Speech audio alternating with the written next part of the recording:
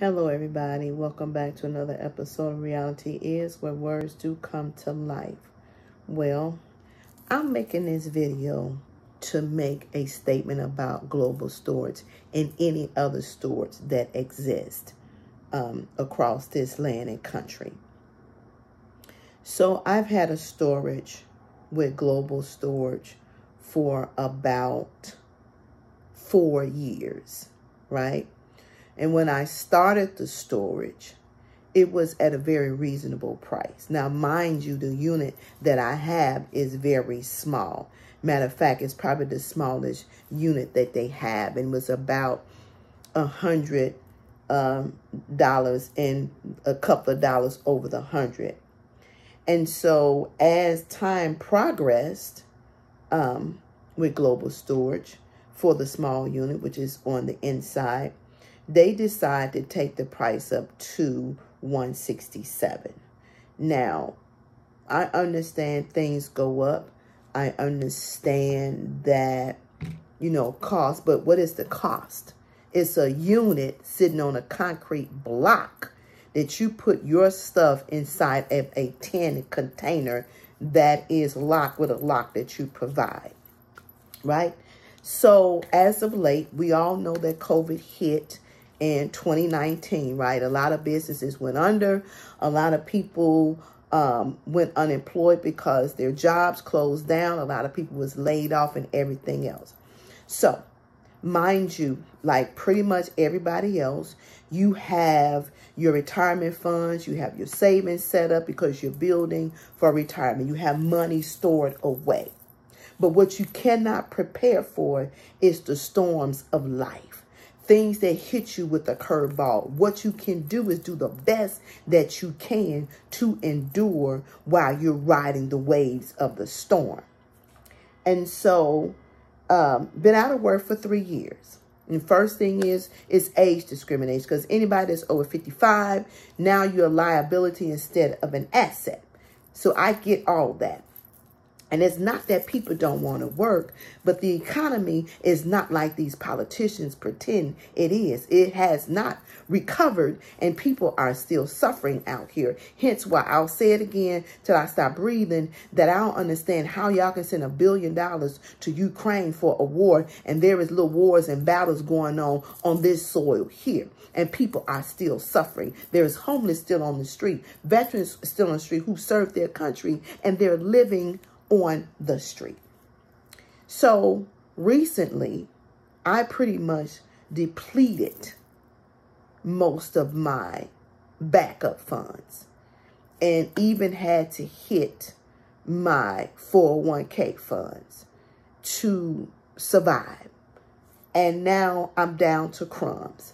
When the government cut off the unemployment, that was a hard hit for me. When they took back the extra $300, it was a hard hit for me.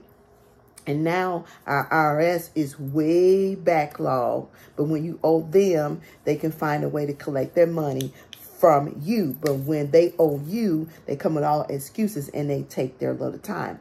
So the struggle is real in my life. And I don't have to sugarcoat it, and I don't have to lie about it, and people don't have to care. I'm not asking for your sympathy. I want to show you how these companies are working. And even with companies that's hiring hybrid employees, groceries have went up, utilities have went up, rent and mortgage have went up. And there is no relief in sight for those who still struggling to get their feet on solid foundation. And even in looking for jobs, I've seen a job as a teacher's aide as low as $13.47. And our elected officials should be ashamed of themselves to allow any company to go below $20. And that should be the bare minimum that any company should offer any employee to work a job. They want you to use your internet. They're not paying for the internet. They want you to use your phone. They're not paying for your phone. And when people talk about $16 an hour, take $2 off the $16. And actually you're working for $14 because $2 and some change is actually going to taxes. And then Social Security is running out. So they say. See, we have all these issues and no real solutions. And the people here are suffering. Yet and still we bring others from other countries. We help them. We help them establish businesses. They don't have to pay taxes on this. They don't have to fill out 30 pieces of paper for a property. None of that. But people who live here, who's born and raised, go through hell to get their feet on solid foundation. So back to global storage, because I'm a little pissed off about this. So I missed my August payment and don't have a job as of yet. I start one at the end of the month. And so I call Global Storage, right? Well, I missed my July payment, and now August, I'll miss the August payment. So I called Global Storage, and I talked to a manager, and I told him, I'm in a hardship. Now, we got all these government programs and air program I call. There seems to be a stipulation before you can get help. Now, y'all wonder why people go into these companies and pull up and start spraying. These are the reasons why. Because you force people to snap, crackle, and pop. And y'all don't think about none of this. You force people backs against the wall.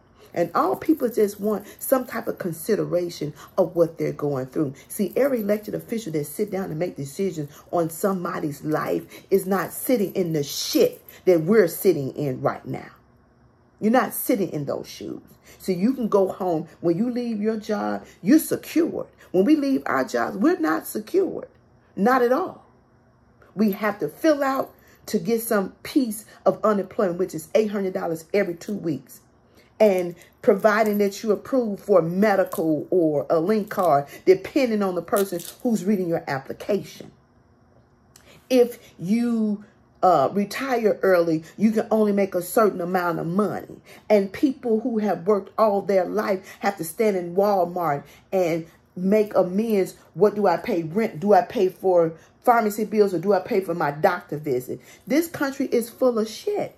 Bottom line. So I called. Now, people say call. And this is how people credit get messed up. This is how people get into a bind. And it's hell to get out of once you start sinking in that ship. And so I called Global Storage and I told the gentleman the situation. I'm not asking you for any special, just give me a little breathing room until I can get on my feet. I know I owe the money. That I know. And I'm going to pay the debt when I get the money. He tells me, I can't do nothing for you. You owe me $362. And if I tell you I can't pay my rent, how the hell you think I'm finna pay a storage bill? Please help me to understand this, because it don't make sense to me. A lot of people won't be honest and transparent, but I'm being honest and transparent. And I don't give a damn how people feel and what they know. These are facts. This is why we have so many homeless people on the street, because the government, in which we consider the government, is full of shit. Every elected official that's supposed to represent the people are full of shit. And these companies have collected pandemic money and they're shitting on people. And these companies that say they got jobs available don't have jobs available. They're taking people through hell to get these little funky ass jobs. And I'm tired. I am so tired. I don't know what to do with myself. I could just reach out and just scream. It is horrible. And nobody really gives a damn, from the bottom all the way up. So I told the man, just let me get me some ground and I'll pay your money. He tells me with a nasty attitude, you can bring me $150 and get your stuff.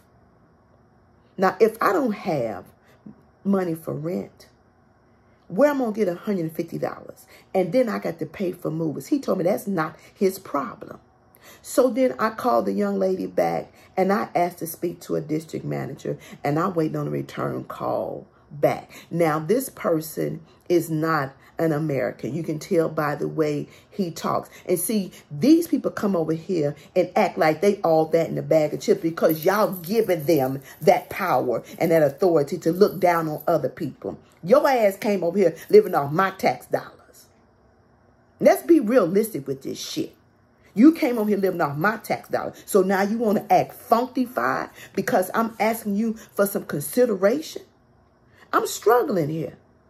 Not because I want to, because I'm forced in a position that I don't like to be in myself. And I can always be honest about me.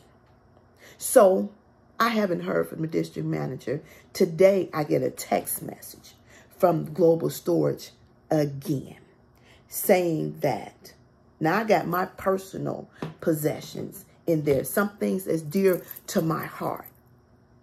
You now owe us $469 plus an $80 fee, and your shit will be sold on September the 22nd. We're putting it up for auction. Thank you, government. Thank you, congressmen. Thank you, senators. Thank you, governors. Thank you, mayors. Thank you, state representatives. Thank you, Cook County Board President, for whatever state you reside in. Thank you, judges. Thank you, commissioners. Thank you, companies, for y'all asses really can't give a good damn about people that's struggling. Thank you. And thank you, Global Storage, because y'all full of shit. Y'all some heartless mother, and you can end with the rest of it. Y'all some heartless bastards. Y'all don't give a damn about these people that live on this soil. You prefer to scrap up money, print money, and send it over yonder to take care of those individuals, or those individuals come over here and y'all shit on us who bust our ass every damn day of our life for survival. And we don't get shit in return, not even a good God bless you. And every program out here that's supposed to be a hardship program is not a hardship program. It is a situationship program, depending on what the program needs to provide. Hardship is when you have no money and your ass is about to be evicted, when your car is being repossessed, when your bank account is on double negative, some shit y'all ain't gonna never experience and really don't understand the meaning of. So Global Storage, I pray that God bless me with the money. I'm gonna tell y'all motherfuckers to kiss my black ass. And that's how I feel today. How about that? Make sure you like, comment, and subscribe. You bastards.